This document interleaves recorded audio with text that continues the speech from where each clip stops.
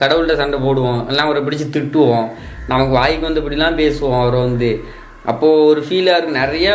ஒரு டைமில் இருக்கும்போதுல அதாவது நம்ம சாகக்கூடிய, அதாவது நம்ம உடம்புல இருந்து உயிர் பிரியக்கூடிய அந்த ஒரு நொடி கூட நம்ம வந்து ரொம்ப வருத்தப்பட்டு வேதனைப்பட்டுக்கிட்டே இருப்போம். அந்த கடைசி நொடியில் தான் நமக்கு ஒரு விளக்கம் தெரியுங்க. அதாவது உண்மையான ஒருத்த வந்து தெளிவு அடைகிறான்னா அவனுக்கு வந்து எப்படி சொல்கிறது, சோதனை மூலயமா தான் அவன் வருவான்.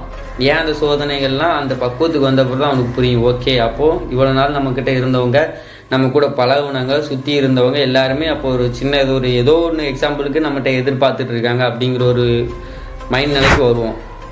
அந்த நிலைக்கு வந்த பிறகு அதுக்கப்புறமா நமக்கு ஒரு தேடல் வரும். அப்போ யார் கடவுள் அப்படிங்கிற ஒரு விஷயம் வரும். அந்த டைமில் நம்ம சின்ன வயசுலேருந்து, அதாவது நம்ம தெரிஞ்சோ தெரியாமையோ ஏதோ ஒரு கடவுள் மேலே பக்தியாக இருப்போம். அது இயேசுவாக இருந்தாலும் சரி, அல்லாவாக இருந்தாலும் சரி, முருகராக இருந்தாலும் சரி, விநாயகராக